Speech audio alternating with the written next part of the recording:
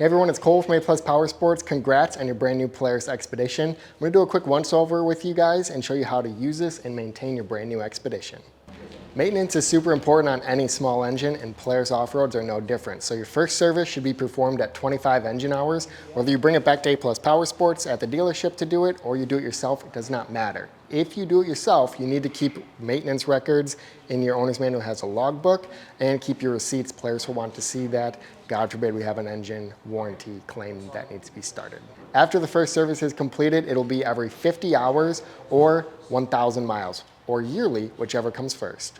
So you have a Xpedition XP, we have a dump box, so it makes it a little easier to maintain and access our oil filters. But first off, air filters. I tell everyone this is one of the most important maintenance items on any off-road vehicle. You're in dusty conditions its entire life, so we have to keep good quality Polaris factory air filters in it.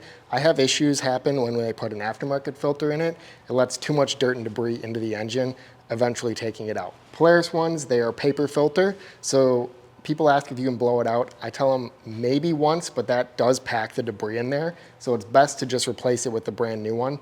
You have a very nice unit. Don't cheap out on air filters, but change them underneath here with the little 3 locking pins, and this cover pulls out. There's a big canister paper filter inside of that. Behind this is our clutch intake. So this is where fresh air is being pulled in from the primary clutch, spinning fast enough with the RPMs. So cool air is flowing through there, and then there's an exhaust outlet for the clutch tube that's about a little higher than your tires. So I tell everyone, don't go above the tires in water, so we prevent water from being ingested into the belt. If that happens, that's okay. We need to winch ourselves to dry land, and don't sit and rev the engine trying to move out of a mud hole. It will just smoke that belt or put a burn spot in it. So get ourselves to dry land with the winch or a friend, and then underneath on the bottom there's a little red drain plug. You can't see it, you have to crawl underneath, but pull that red drain plug on the clutch cover, let the engine idle for roughly 5 to 10 minutes, and that'll dry out our clutch system, and we can put the red drain plug back in and go on our way for the rest of the day. Along our intake tube here on the bottom, there is a little duck beak valve. So if we get dust and water in here, we can pull this and drain some of the excess water and dust out of that. Also, underneath the dump box on the driver's rear is our coolant overflow bottle. So we want to keep this coolant right about where this 2 joints of the bottle meet. There's a little line right there, but make sure that stays full. Also, if you have an ADV or Adventure Series Xpedition, you don't have a dump box. So you have to access this underneath the interior. There's a panel that you can pull out to access the engine bay and coolant and things like that. So since the first service is going to be done at 25 engine hours, that will consist of an engine oil and filter change, along with transmission and front differential fluid being changed all at the same time. Let me show you how to get to the engine dipstick. The engine dipstick is located underneath this exhaust point. So they make you to check it cold, otherwise you'll burn your hand. So this is our dipstick for engine oil. So you unlock it by flipping that, and then you can pull this out, wipe it clean, check your oil. But when you put this in, it's very important to push it in all the way and then flip this lever. There's a little expanding O-ring that keeps out water and debris. On the top of the engine, we can see our spark plugs and spark plug boots. And this is our oil fill cap. So we take this off and we want fresh, clean oil to wash over the valve system. You don't fill the oil through the dipstick. At the rear of the vehicle, we have a transmission and rear differential. This is a married system, so it takes one fluid called Polaris AGL. It should be like a purplish blue color, but to access the fill point and check point, there is a fill to spill plug right there. It's an 8mm Allen, so make sure that when you pull that out, you can see it. I like to dip my pinky in there and just make sure that there is oil on that to ensure that it's filled. When it needs to be changed, there's a drain plug on the bottom. Put the plug back in and fill through the top until it spills out. We're at the front of the vehicle, and I'm going to show you where the front differential is. Demand drive is a fluid that is in the front here, made by Polaris. It's a very thin fluid, and it's designed that way to operate the four-wheel drive system, which uses magnets to perform. So it's very important to clean this, change this regularly. And there's a check level plug right here, and then one drain plug on the bottom, and you fill it. Every oil change, I like to check this. If it's dirty, I change it even before the regular maintenance interval. Your Xpedition is equipped with Fox high-performance shocks on them with 3 levels of adjustment. So there's a 1, 2, and 3. There's a clicker up in the front on the top of each shock. So 1 is the softest, 2 is medium, and 3 is hard. You can set this to your personal preference. A lot of people just leave them on stock and it's perfectly comfortable. On the driver's side front, we have our battery tender port. So this is our battery maintainer. It's a universal like SAE plug that we can plug in and keeps a trickle charge going to the battery so it stays alive in extended periods of not being used. So I tell most people, if you're not going to drive your Expedition in the wintertime, you should pull it into the garage, plug it in, and charge it. Unless you're going to drive it at least once a month, then you don't need to. But keep up with battery maintenance. Underneath this front clip here, there's 2 quarter turns that release. This pulls forward, and you can take this out. That has access to our radiator. So if we get cattails, mud, debris stuck in the front of this, never take a pressure washer to it. It will cut these fins and cause coolant issues. So just a regular garden hose, clean this out, spray it pretty good, and you'll see the water will start to run clear. That's when we know our radiator is clean. Also, our AC condenser is behind this. So there's actually, it looks like a radiator, but they're stacked behind each other, and then a cooling fan. So keep up with keeping this cold so we have cold AC and the engine operates as it should. To access underneath the front hood, we remove the front grille. There's 2 bungee straps, and this flips over onto itself.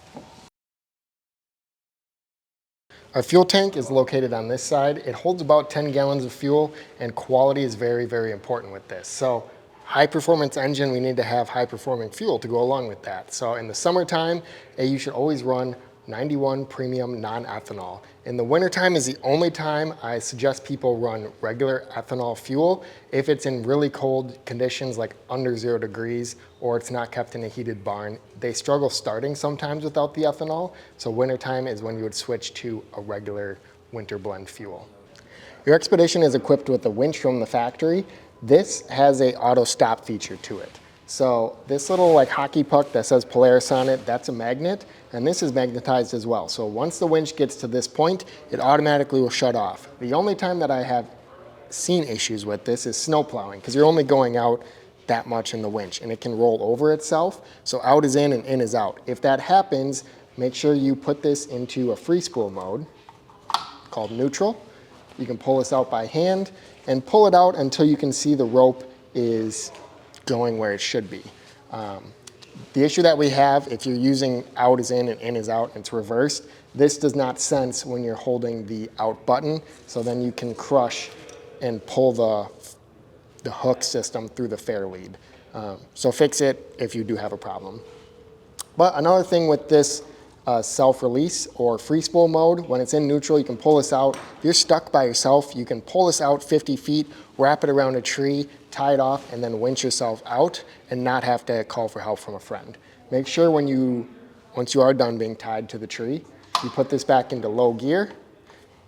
Now it's locked, I can't move it. You go inside on the dash, there's a rocker switch, and winch yourself out. There is not a Bluetooth remote on Expeditions, so make sure you're always using the one on the inside rocker switch.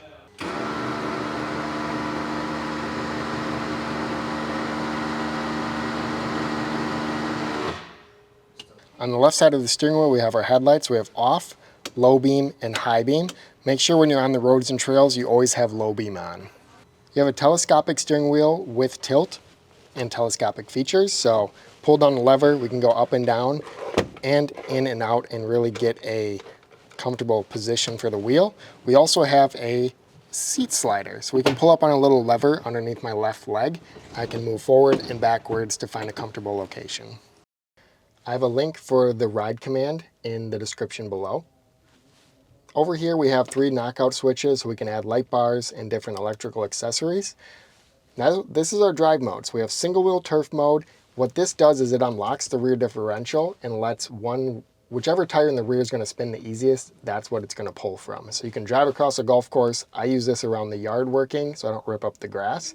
On the trails and on the roads or high speeds, I like to be in posi, locks the rear differential, and then of course 4-wheel drive is all the way up. You can operate these at any speed essentially because they are electronic, but I tell most people try to not touch this unless you're going under 25 miles an hour with your foot off the gas pedal. This switch is our drive mode switch, so it it tells the computer how fast we want the throttle to respond to you. So in comfort, it's very soft, easy to drive. It's not a very fast vehicle in comfort, but it's really easy to maneuver around tight areas, maybe loading on the trailer or pulling into a garage space is when I would use that. Standard is for the trails, operates a little bit faster. And then of course, sport mode, it's very jumpy in this mode. So if you're new to your Xpedition, I don't recommend starting in sport. Over here, we have our winch in and out controls. Down below is our heater and air conditioning fans. We have 1, 2, 3. We can turn those on. Over here is our temperature selector, just like a car. Blue is cold, hot is on red.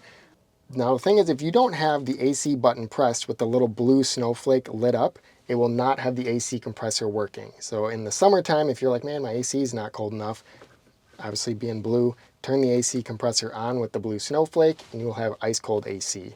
And of course we can move our airflow directions where we want the air output. Tons of rocker switches again down on the bottom. These are left blank to let you add more accessories. And our window wiper and washer system is down here. It is just a 1-speed wiper, so you turn it on and you can push up and it sprays fluid.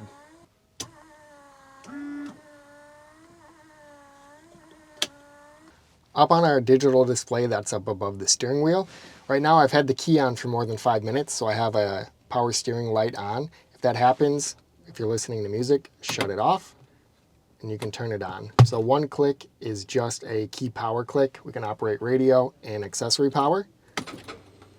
All the way on, you hear the fuel pump whine, Polaris scrolls across the screen.